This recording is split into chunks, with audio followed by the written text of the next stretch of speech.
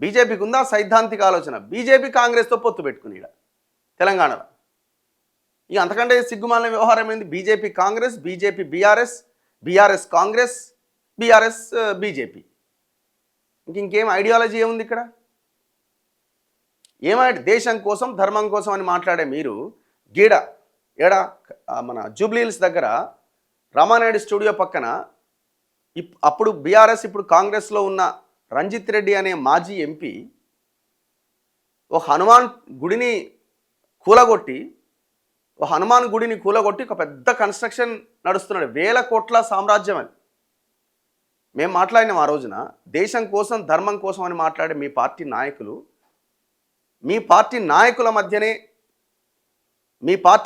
మధ్యనే చేతులు మారిన డబ్బెంతో తెలుసా? దాదాపు 20 నుంచి 25 కోట్ల రూపాయలు చేతులు మారినాయి ఓన్లీ మీ పార్టీ నాయకుల మధ్యనే. ఏం పేరు చెప్పుకో, దేని మీద మీరు డబ్బులు తీసుకున్నది? హనుమాన్ టెంపుల్ని కూలగొడితే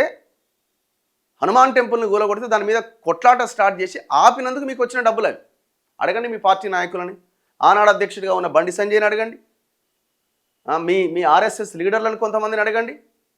దీనిపైన నికార్సుగా కొట్లాడుతున్నది ఎవరంటే ఆ వానర సేన అని ఒక సైన్యం ఉన్నది. ఆ వానర సేన అని వాళ్ళు కూడా హిందుత్వ ఐడియాలజీతోనే పనిచేస్తారు. ఆ వానర సేన అన్న సైన్యం కొట్లాడితే వాళ్ళ మీద ఆర్ఎస్ఎస్ వాళ్ళు కేసులు పెట్టారు.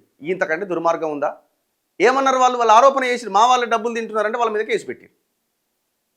ఇది పరిస్థితి. ఎక్కడ ఐడియాలజీ ఎక్కడుంది? ధర్మం ఎక్కడుంది? ఎక్కడ కొట్లాడుతున్నారు ధర్మం కోసం? ఒక గుడి కూలగొడితే ఆ గుడి నిలబెట్టాల్సింది పోయి, ఆ గుడి మీద పోరాటం చేయాల్సింది పోయి, ఆ భూముల మీద పోరాటం చేయాల్సింది పోయి మీరు అమ్ముడు పోయిర్రు సింపుల్గా. ఒక ఎగ్జాంపుల్ చెప్తున్నా నేను, ఇట్లా చాలా ఉన్నాయి. ఇదే వానరసేన అనే ఆ సైన్యము సీతారాం నగర్లో దాదాపు 100 ఎకరాల మీద కేసులు వేసి కొట్లాడుతున్నది. మెగా కృష్ణారెడ్డికి ఇచ్చిన ఆనాడు కేసీఆర్. అది దాని మీద పోరాటం ఉందా?